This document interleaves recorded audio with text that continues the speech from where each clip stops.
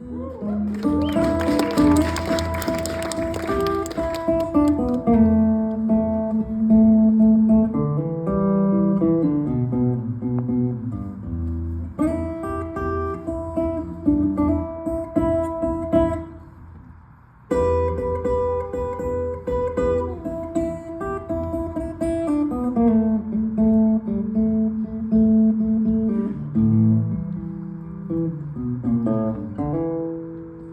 Wisconsin of my youth was stranded, somewhere between the collapse of the Industrial Revolution and the crack epidemic.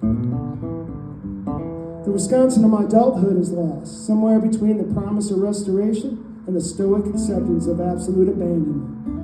I, like most of the men in my family, punched a cold steel time clock. And I swept floors, cleaned dishes, cleared cars, emptied trash cans, painted houses, demolished bathrooms, installed cabinets, remodeled kitchens, built crates, and repaired instruments. I watched the disintegration of a hard blue American backbone and the rising tide of an industrialist land. Industriously destitute, the streets of my hometown are lined with empty buildings. The malls offer absurd free rent signing deals to new retailers, and the factories just buckle under the weight of it all.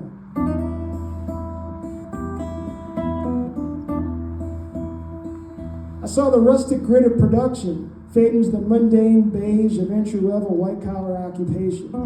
And I listened to the dreary rhythm of sweeping white-collarization, the repetitive, aggressive romanticization of skilled labor, and hostility for the general labor from which skilled laborers are cultivated.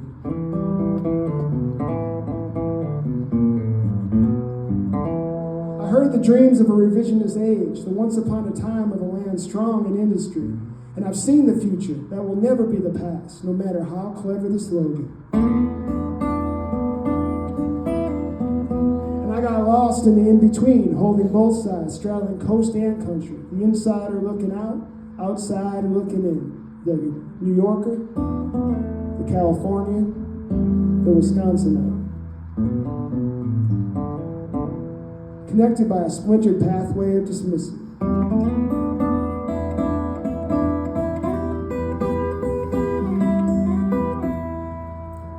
And I scraped screen printing frames in a windowless factory, and I got paid to write, and I watched perceptions change faster than people.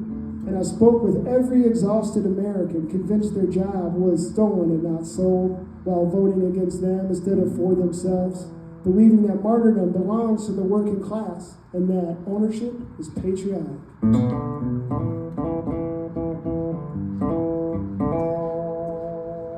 And I heard it promised that all of this classism will pay off right after all the hard work does. And I got targeted and fed with digestible memes and another promise that today's answer was more simple yesterday.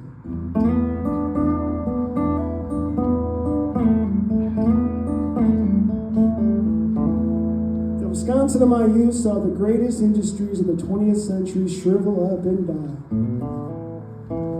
And I watched the golden age packaged, leveraged, and sold like the Garden of Eden, while crippling the population that it panders to.